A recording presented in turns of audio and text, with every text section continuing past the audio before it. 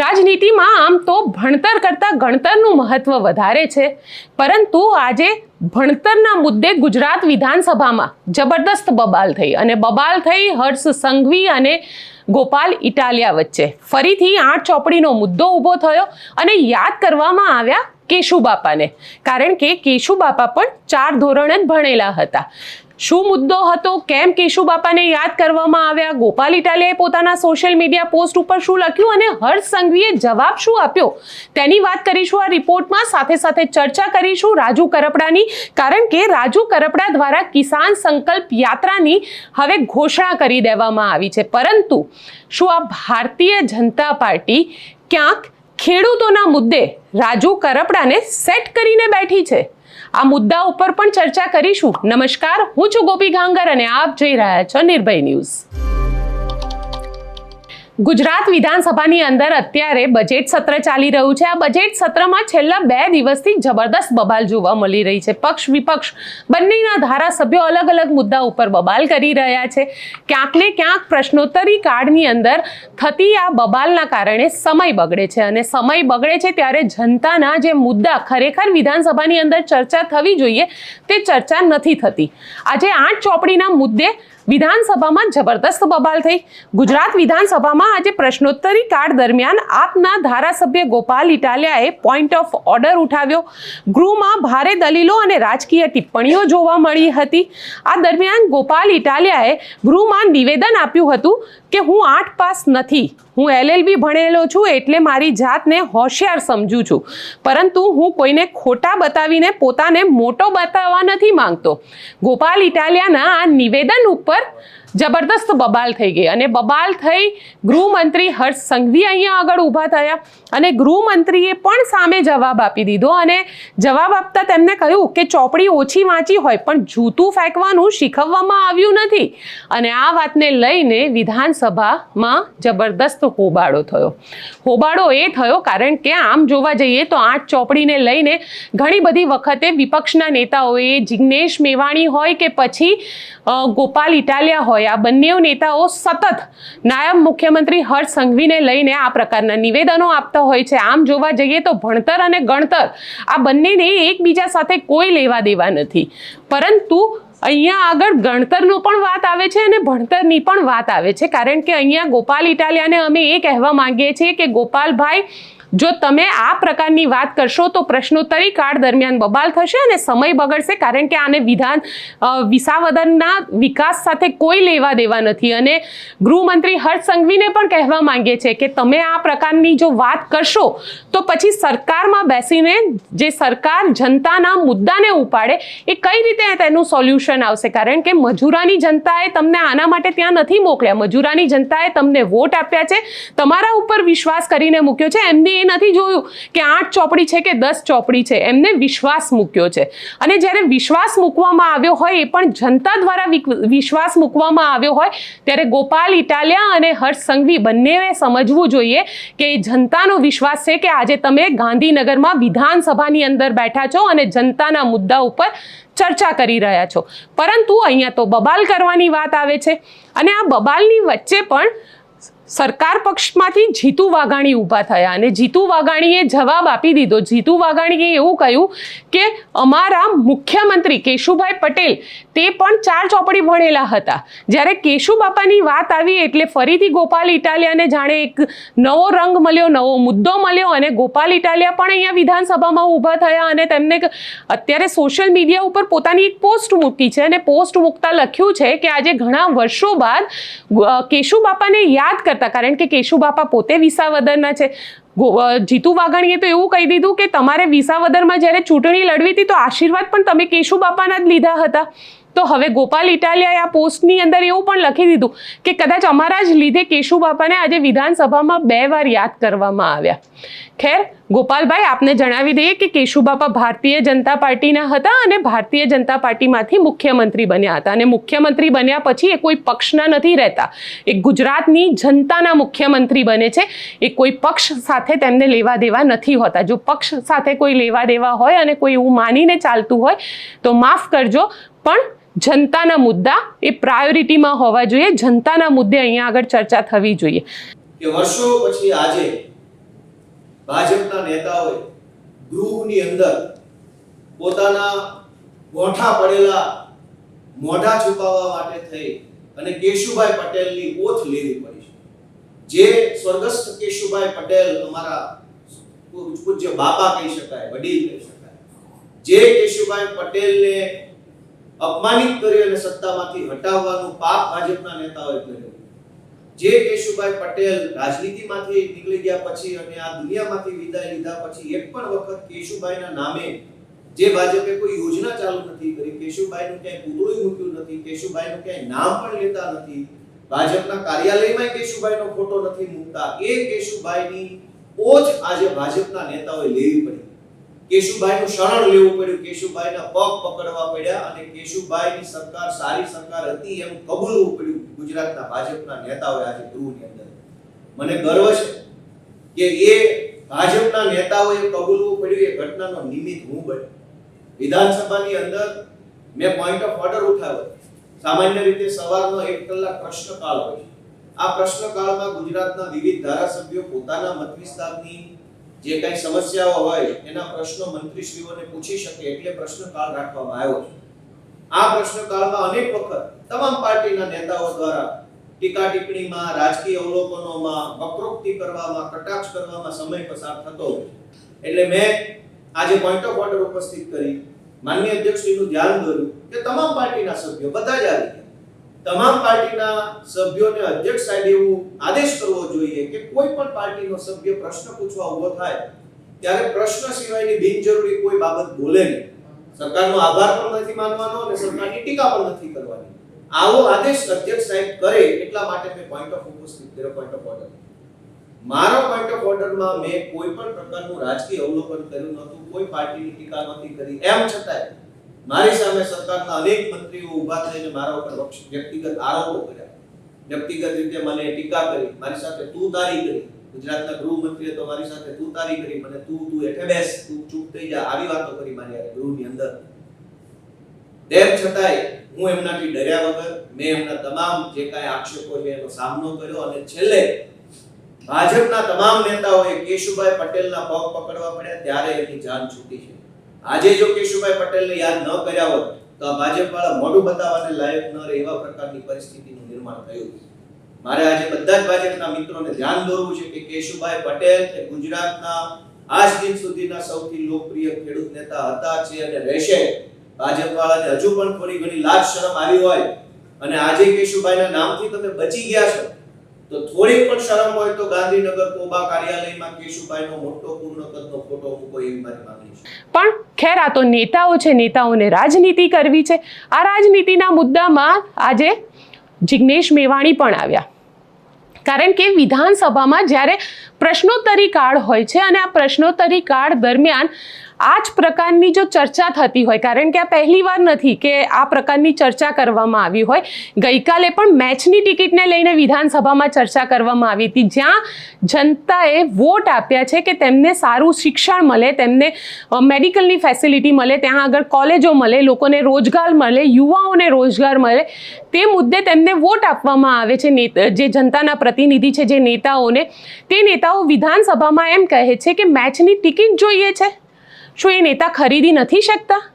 પણ અહીંયા સવાલ એ છે કે માત્ર પ્રશ્નોત્તરી કાળ દરમિયાન આ પ્રકારના મુદ્દાને ઊભા કરવાના અને જનતા માટેના, જનતાના વિષય માટેના જે મુદ્દા હોય છે તેનો સમય બગાડવાનો। આજે તો અધ્યક્ષે પણ આની નોંધ લીધી અને અધ્યક્ષ દ્વારા પણ ઘણા બધાને આવી ટકોર કરવામાં આવી કે વિધાનસભાનો જે સમય છે, પ્રશ્નોત્તરી કાળનો આ જે સમય છે તે ખૂબ અનમોલ સમય છે, તે સમયને બગાડવામાં ન આવે આ પ્રકારની વાહિયાત ચર્ચા કરીને। હવે અહીંયા સવાલ એ ઊભો થઈ રહ્યો છે કે આજે જ્યારે ગૃહ મંત્રાલયની ચર્ચા ચાલતી હોય ત્યારે ગુજરાતની અંદર ઘણા એવા વિષયો છે કે એ વિષયોની ચર્ચા થવી જોઈએ, પણ એ વિષયોની ચર્ચા ન થતાં 8 ચોપડીની વાતો કરવામાં આવે છે। ખેર, આ તો નેતાઓ છે, નેતાઓને પોતાની રાજનીતિ કરવી છે। જિગ્નેશ મેવાણી આવ્યા, જિગ્નેશ મેવાણીએ ડ્રગ્સનો મુદ્દો ઉપાડ્યો, જિગ્નેશ મેવાણીએ એવું કહ્યું કે ગુજરાતમાં ના માત્ર પુરુષો પરંતુ મહિલાઓ પણ એટલી જ માત્રામાં ડ્રગ્સ લે છે। અહીંયા 1 લાખથી પ્લસ વધારે મહિલાઓ છે જે ડ્રગ્સ ડ્રગ્સ લઈ રહી છે.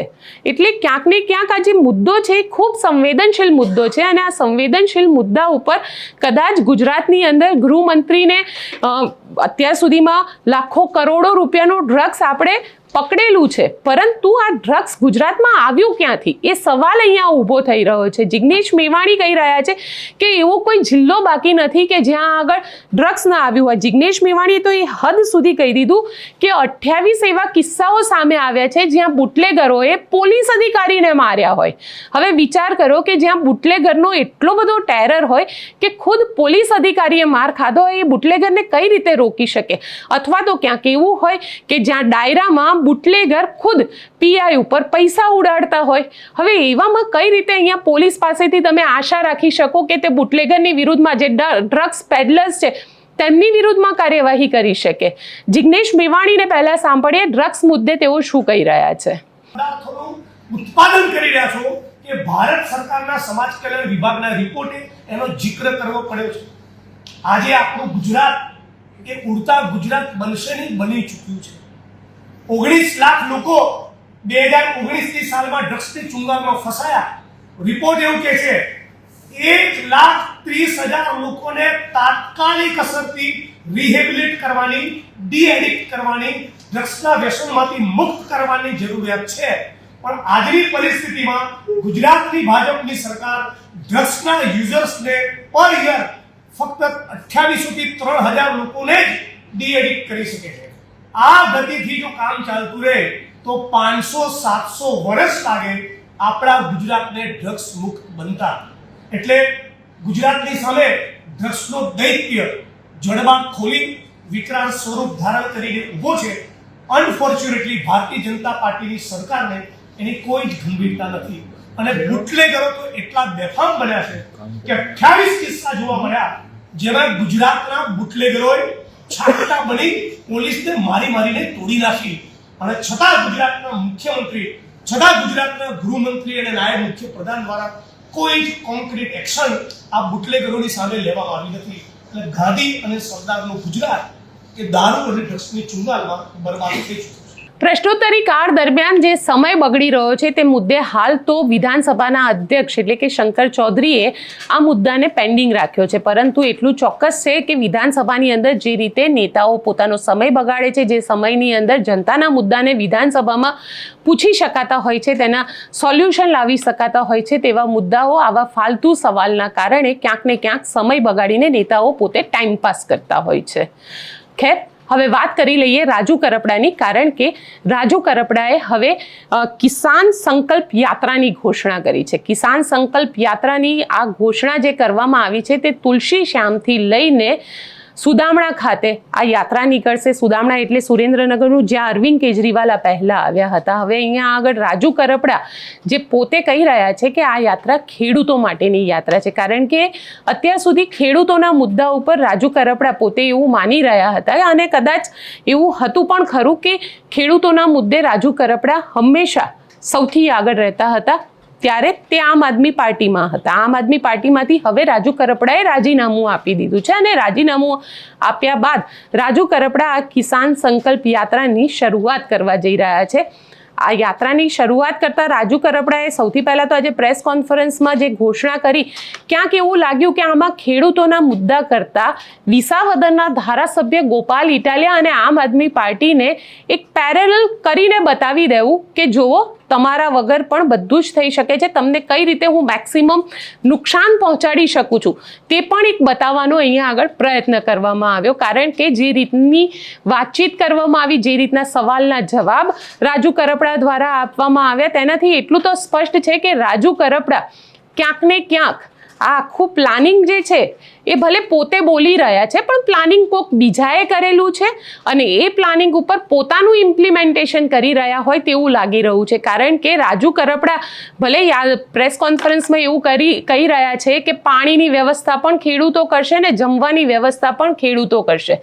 બધા જ જાણે છે રાજુભાઈ કે પાણીની વ્યવસ્થા હોય કે જમવાની વ્યવસ્થા હોય, તે ક્યાંક ને ક્યાંક આમ જોવા જઈએ તો ભલે તમે એની ઘોષણા કરી રહ્યા છો કે ખેડૂતો કરશે, પરંતુ અહીંયા આગળ તેની પાછળ કોઈ માસ્ટર માઇન્ડ હોય તેવું લાગી રહ્યું છે. આમ પણ જનતા જાણી જ રહી છે કે રાજુ કરપડા, જેણે પોતે આમ આદમી પાર્ટી છોડી છે તે આજે નહીં તો કાલે આવનારા દિવસોમાં ક્યાંક ને ક્યાંક ભારતીય જનતા પાર્ટી પાસે જઈને બેસવાના છે. એવી પણ ચર્ચા એક થઈ રહી છે કે રાજુ કરપડા જે અત્યારે આ ખેડૂત સંકલ્પ યાત્રા કાઢી રહ્યા છે તેની પાછળનો માસ્ટર માઇન્ડ જે કોઈ પ્લાન કોઈએ બનાવ્યો હોય તો એ ભારતીય જનતા પાર્ટી છે. કારણ કે ભારતીય જનતા પાર્ટી પાસે છેલ્લા લાંબા સમયથી એવો કોઈ ખેડૂત ચહેરો નહોતો. આ ખેડૂત નેતાનો જો ચહેરો ભારતીય જનતા પાર્ટી પાસે ન હોવાના કારણે ખેડૂતો સતત આંદોલન કરી રહ્યા હતા. એ આંદોલન રોકવું પણ કઈ રીતે એ પણ ભારતીય જનતા પાર્ટી માટે સવાલ ઊભો થઈ રહ્યો હતો.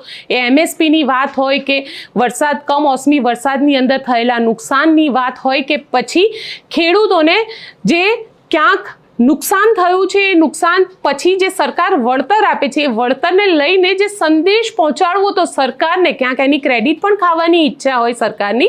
અને સ્વાભાવિક છે જ્યારે આટલા રૂપિયા ખેડૂતોને આપતા હોય તો સરકારને એવી ઈચ્છા હોય કે એ ક્રેડિટ સરકારને મળે. તો એ ક્રેડિટને ક્યાંક ખેડૂતો સુધી ડાયરેક્ટ પહોંચાડવા વાળો કોઈ ચહેરો ન હતો.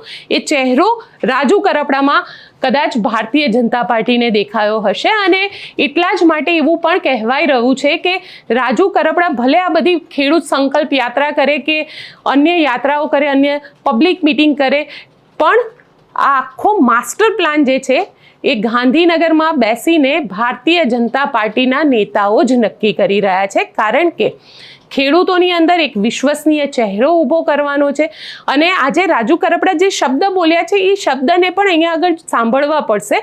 કારણ કે રાજુ કરપડાએ એવું કીધું કે જ્યાં રાજુ કરપડા હશે ત્યાં જ ખેડૂત હશે. તો આપને જણાવી દઈએ કે રાજુ કરપડા જ્યાં હોય અને ત્યાં જ ખેડૂતો હોય તો ક્યાંક ને ક્યાંક રાજુ કરપડાને પણ એવું લાગી રહ્યું છે કે જો ખેડૂતો માટે એમને જે અત્યાર સુધી કામ કરેલું છે, જેટલા પણ આંદોલનો કરેલા છે, એ આંદોલન થકી ખેડૂતો તેમની સાથે જોડાયેલા છે. ને આવનારા સમયમાં જો એ ભાજપમાં પણ જતા રહેશે તો તેમની સાથે રહેશે. અને કારણ કે એમને ઘોષણા નથી કરી કે આવનારા સમયમાં કઈ પાર્ટી સાથે જોડાશે. એ લાલજી દેસાઈના ઘરે અમિત ચાવડા સાથે મુલાકાત પણ કરી રહ્યા છે. એટલે ક્યાંક જનતાને મૂર્ખ પણ બનાવી શકાય કે અમે તો કોંગ્રેસ સાથે પણ વાતચીત કરી હતી, પણ છેલ્લે નિર્ણય અમે ભારતીય જનતા પાર્ટીનું લીધો કે સરકાર ખેડૂતો માટે સારું કામ કરી રહી છે. આ પ્રકારની પણ વાત કરીને રાજુ કરપડા જે છે એ ભારતીય જનતા પાર્ટી જોઈન કરી શકે છે. આવી ચર્ચા જે છે એ અત્યારે થઈ રહી છે. કારણ કે જ્યારે તમે રાજુ કરપડાની પ્રેસ કોન્ફરન્સ કે કંઈ લાઈવ કરતા હોઈએ તો લોકોની જે કોમેન્ટ્સ આવે છે એ કોમેન્ટ્સમાં પણ આવું જ કંઈક લખેલું હોય છે. એટલે રાજુ કરપડા અહીંયા આગળ ખૂબ શાંતિથી એવું કહી રહ્યા છે કે આ એક અમારું આંદોલન છે, ખેડૂતોનું આંદોલન છે, ખેડૂતોની સંકલ્પ યાત્રા છે. પણ રાજુભાઈ આના માસ્ટર માઇન્ડ, માસ્ટર પ્રિન્ટ કોણે તૈયાર કરી છે અને રોડમેપ કોને બનાવ્યો છે તે પણ કદાચ આ ખેડૂતોને ખબર પડે તો ખૂબ સારું. કારણ કે જનતાને તમે ત્યાં સુધી જ મૂર્ખ બનાવી શકશો જ્યાં સુધી તમે તેમના માટે આંદોલન કરતા રહેશો. જો તમે સત્તા પક્ષ સાથે ગયા તો કદાચ આ જનતા જે તમને અત્યારે ખેડૂત નેતા માને છે એ નહીં માને. રાજુ કરપડાને અહીંયા આગળ સાંભળી લઈએ. તો મારું સ્પષ્ટ માનવું છે ક્યાંક ને ક્યાંક તમામ રાજકીય પાર્ટીઓ ખેડૂતોનો હાથો બનાવીને ખેડૂતોનો ઉપયોગ કરતા હોય એવું લાગે છે. તો આવનાર દિવસોમાં એટલે કે આવતી 19 તારીખથી 24 તારીખ સુધી તુલસી શ્યામથી અમે કિસાન સંકલ્પ યાત્રાની શરૂઆત કરીએ છીએ. જે તુલસી શ્યામથી સાવરકુંડલા, સાવરકુંડલાથી અમરેલી, અમરેલીથી બગસરા ધારી, ત્યાંથી વિસાવદર, માળિયા હાટીના, કેશોદ, જામનગર, મોરબી, રાજકોટ, જસદણ થઈને સુદામડા ગામે 24 તારીખે સમાપન થશે આ કાર્યક્રમ. આ કાર્યક્રમ દરમિયાન ખરેખર ખેડૂતો માટે શું કરવું જોઈએ, ખેડૂતોના પડતર પ્રશ્નોનું નિરાકરણ કેવી રીતે લાવી શકાય, આગામી દિવસોમાં કોઈ પાર્ટી સાથે જોડાવું કે પછી ખેડૂતો માટે અલગ જ રણનીતિ તૈયાર કરીને અલગ રીતે મોરચો ખોલવો, આ તમામ બાબતે ચર્ચાઓ થશે, તમામ બાબતોના નિર્ણયો લેવાશે. આજ દિવસ સુધી કોઈ એવું માનતું કે ખેડૂતોનું સંગઠન નથી, ખેડૂત ક્યારે સંગઠિત થતા નથી અને જેવી રીતે મન ફાવે એવી રીતે રાજકીય પાર્ટીઓ ખેડૂતોનો ઉપયોગ કરી રહી છે. પરંતુ એમને કહીએ છીએ કે ગુજરાતના ઇતિહાસમાં ક્યારેય ખેડૂતોને સંગઠિત નહીં જોયા હોય એવી રીતે સૌરાષ્ટ્રના ખેડૂતો આવનાર દિવસોમાં સંગઠિત જોવા મળશે. આ કાર્યક્રમને સફળ બનાવવા માટે આપના માધ્યમથી અમુક ખેડૂત આગેવાનો, ખેડૂતો અને સામાજિક આગેવાનોને વિનંતી કરીએ છીએ કે અમારી પાસે કાળું નાણું નથી, અન્ય રાજ્યોમાંથી અમારી પાસે પૈસા નથી આવતા, અમે સામાન્ય પરિવારમાંથી આવીએ છીએ, તો કાર્યક્રમને સફળ બનાવવા માટે ખેડૂતો આગળ આવે, સામાજિક આગેવાનો આગળ આવે અને જે જિલ્લાઓમાં જ્યાં સભાઓ થાય છે, જ્યાં કાર્યક્રમ થાય છે, ત્યાં ખેડૂતો સ્વખર્ચે એટલે કે નાનું મોટું યોગદાન કરી કોઈ પાણીની વ્યવસ્થા કરે, કોઈ ચા પાણીની વ્યવસ્થા, કોઈ મંડપની, કોઈ ખુરશીની વ્યવસ્થા કરે, એવી આપના માધ્યમથી ખેડૂતોને વિનંતી કરીએ છીએ. એવી રીતે સામાજિક આગેવાનોને, ધાર્મિક આગેવાનો જે ખેડૂતોનું હિત ઈચ્છતા હોય એમને પણ વિનંતી કરીએ છીએ કાર્યક્રમને સફળ બનાવવા માટે મહેનત કરે અને આગામી દિવસોમાં ખેડૂતોનું મજબૂત સંગઠન બનાવી અને ફરી વખત જ્યારે 24 તારીખે કાર્યક્રમ સમાપન થશે ત્યાર પછી આપની વચ્ચે ફરીવાર આવશું. પણ એક વાત ચોક્કસથી કરું છું કે ગુજરાતના, સૌરાષ્ટ્રના ખેડૂતો આજ દિવસ સુધી ક્યાંક ને ક્યાંક કોકની વાતમાં આવીને છેતરાયા છે.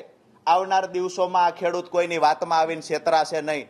જે લોકોની કથની કરણીમાં તફાવત છે એ લોકોને ખેડૂતની વચ્ચે ઉજાગર કરશું અને સૌરાષ્ટ્રના રાજકારણમાં તાલુકા જિલ્લા પંચાયતની ચૂંટણી પહેલા ખૂબ મોટી ઉથલપાથલ જોવા મળશે. આ 19 તારીખથી જે યાત્રાની શરૂઆત થાય છે, હું એવું માનું છું કે વર્ષો પછી મજબૂતાઈથી કોઈ ખેડૂત યાત્રા નીકળશે અથવા ખેડૂત સંગઠન જોવા મળશે અને સભાની જે સંખ્યા જોવા મળશે, દાવા સાથે કહું છું બિન રાજકીય રીતે આવડી સભા ભૂતકાળમાં ક્યારેય જોવા નહીં મળી હોય. કારણ કે છેલ્લા 5 દિવસથી જે જિલ્લાઓમાં પ્રવાસ કરું છું અને અમારી ટીમ આવતીકાલથી આ તમામ જિલ્લાઓમાં પ્રવાસ કરવાનું ચાલુ કરે છે. તમામ જિલ્લાઓમાંથી અમે 5 એવી ટીમો બનાવી છે. એ ટીમને તમામ કામની વહેંચણી કરવામાં આવી છે. આ કોઈ સામાજિક આંદોલન નથી, આ કોઈ રાજકીય આંદોલન નથી, આ કોઈ રાજકીય સભા નથી કે રાજકીય રેલી નથી. આ ખેડૂતો આયોજન કરી રહ્યા છે અને ખેડૂત સમાજ માટેનું એટલે કે ખેડૂતો માટેનું આ એક ખેડૂતનું સંગઠન મજબૂત બનાવવા માટેનો આખો કાર્યક્રમ છે. એને સફળ બનાવવા માટે ખેડૂતો આગળ આવશે. આવનાર દિવસોમાં 24 તારીખે સમાપન થયા પછી શું નિર્ણય કરવો, ખેડૂતો માટે શું કરી શકાય અને ખેડૂતોના પડતર પ્રશ્નોને ખરેખર કોણ કાયમી ધોરણે નિરાકરણ લાવી શકે એવું છે, આ તમામ બાબતોને લઈ અને 24 તારીખે સમાપન પછી આપની વચ્ચે આવીને ચર્ચા કરશું. ત્યારે સૌરાષ્ટ્રના તમામ ખેડૂત આગેવાનો પણ આપની વચ્ચે ઉપસ્થિત રહેશે. હવે આમાં આપનો કોઈનો કાંઈ પ્રશ્ન હોય તો પૂછી શકો છો.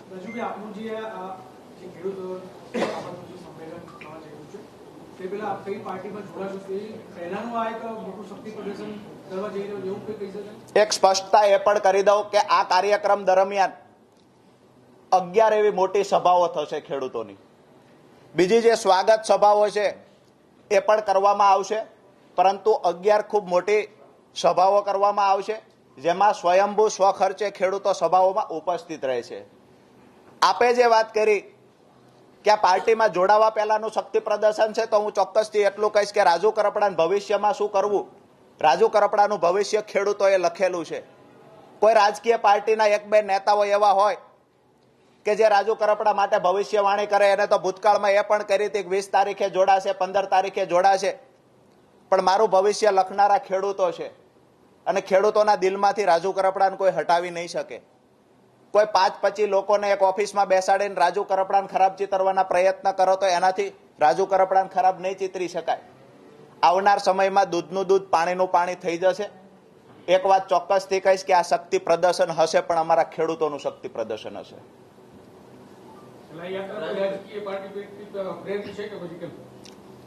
ચોક્કસથી આ યાત્રા જ્યારે ખેડૂત સંગઠિત થતો હોય છે અને બિન રાજકીય રીતે જ્યારે ખેડૂતોનું આયોજન થાય ત્યારે જે પાર્ટી છોડીને આવ્યા છીએ એ આક્ષેપ કરશે કે ફલાણી પાર્ટી પ્રેરિત છે, ફલાણી પાર્ટી પ્રેરિત છે.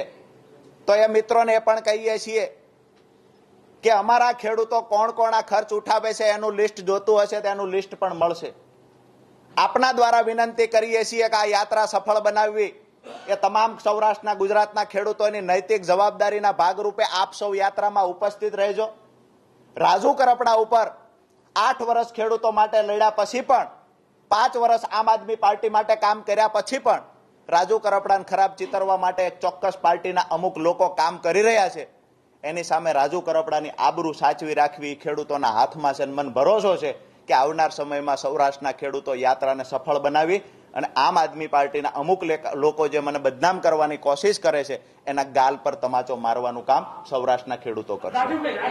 દિલચસ્પ વાત તો એ છે કે રાજુ કરપડા તુલસી શ્યામથી આ યાત્રાની શરૂઆત કરી રહ્યા છે અને આ યાત્રા સુદામડામાં પૂરી થશે, એટલે એ સુરેન્દ્રનગર જિલ્લો આવે છે. તુલસી શ્યામથી યાત્રા શરૂ થશે, વિસાવદરમાં પણ જશે અને ગોપાલ ઇટાલિયા, કારણ કે રાજુ કરપડા એવું પ્રત્યક્ષ રીતે માની રહ્યા છે કે ગોપાલ ઇટાલિયા જે છે એ તેમના દુશ્મન છે, તેમની સાથે જે એમને કામ કરવું જોઈતું હતું તે કામ ન કરવામાં આવ્યું, તેમના લીગલ કેસની અંદર જે સોલ્યુશન જોઈતું હતું તે ગોપાલ ઇટાલિયા દ્વારા ન આપવામાં આવ્યું, જે ખેડૂતોને જામીન માટે કાર્યવાહી કરવાની હતી કાનૂની પ્રક્રિયા તે ગોપાલ ઇટાલિયા દ્વારા કરવામાં ન આવી. એટલે ક્યાંક ને ક્યાંક રાજુ કરપડા ગોપાલ ઇટાલિયાને પોતાના સીધા દુશ્મન માને છે અને કદાચ સરકારમાં બેઠેલા ઘણા બધા મંત્રી અને સરકાર પણ આમ આદમી પાર્ટી માટે એવું કહે છે કે ઈસુદાન ગઢવી તો બરાબર છે, પરંતુ ગોપાલ ઇટાલિયાને મેનેજ કરવા થોડા મુશ્કેલ છે. એટલે ક્યાંક ગોપાલ ઇટાલિયાને ડાયરેક્ટ કોમ્પિટિશન આપે કે ડાયરેક્ટ ફાઇટ આપે એવા કોઈ વ્યક્તિ હોય તો એ રાજુ કરપડા જ છે, કારણ કે આ જ બધા નેતાઓ છે જેને પાયાના કાર્યકર્તા આમ આદમી પાર્ટીના કહી શકાય અને આમ આદમી પાર્ટીમાં રહીને તે લોકોએ પાયાની સાથે આખી પાર્ટીને ઊભી કરી હતી. અને તેવામાં હવે રાજુ કરપડા જ્યારે પાર્ટીમાંથી રાજીનામું આપી દીધું છે તો પોતાના વ્યક્તિ, કારણ કે ભારતીય જનતા પાર્ટીની હંમેશા સ્ટ્રેટેજી રહી છે, અત્યાર સુધી તો મેં પાટીદાર આંદોલનમાં બી જોયું કે જ્યારે હાર્દિક પટેલને જવાબ આપવો હોય તો હાર્દિક પટેલના જે સાથીઓ હતા, જે હાર્દિકની સાથે રહી અને ભારતીય જનતા પાર્ટીમાં આવ્યા હતા, તેમના થકી જ તેમને જવાબ આપવામાં આવતો હતો. ત્યારબાદ અલ્પેશ ઠાકોરનું આંદોલન થયું તો ત્યાં પણ એ જ પ્રકારે અલ્પેશ ઠાકોરના સાથીઓ જ ભારતીય જનતા પાર્ટીમાંથી અલ્પેશ ઠાકોરને જવાબ આપતા હતા. હવે આમ આદમી પાર્ટીમાં પણ કંઈક એવું જ અત્યારે દેખાઈ રહ્યું છે કે ગોપાલ ઇટાલિયાને જવાબ આપવો છે તો રાજુ કરપડાને તૈયાર કરવામાં આવી રહ્યા છે અને ખેડૂતો થકી આ જવાબ આપવામાં આવશે. પોતાની જાતને ખેડૂત નેતા ગણતા રાજુ કરપડા ક્યાંક ને ક્યાંક ખેડૂતો માટે જો વાત ઉપાડે તો ખૂબ સારી વાત છે, આંદોલન કરે અને જો ખેડૂતોના આંદોલન થકી ખેડૂતોની દરેક સમસ્યા અહીંયા આગળ હલ થઈ રહી છે તો ખૂબ સારી વાત છે અને તેને અમે એપ્રિશિએટ કરીએ છીએ, તેમાં અમે સાથે પણ હોઈશું. પરંતુ જ્યાં રાજનીતિ કરવામાં આવશે ખેડૂતોના નામ ઉપર અને જે જગ્યાએ ક્યાંક તમે રાજુભાઈ હાથો બની જશો ત્યાં ચોક્કસથી ખેડૂતો તમારો સાથ છોડતા એક મિનિટ પણ નહીં કરે. આપને શું લાગે છે મને કોમેન્ટ બોક્સમાં ચોક્કસથી લખીને જણાવજો અને અમારી ચેનલ નિર્ભય ન્યૂઝને લાઇક, શેર અને સબસ્ક્રાઇબ કરવાનું ભૂલશો નહીં. આભાર.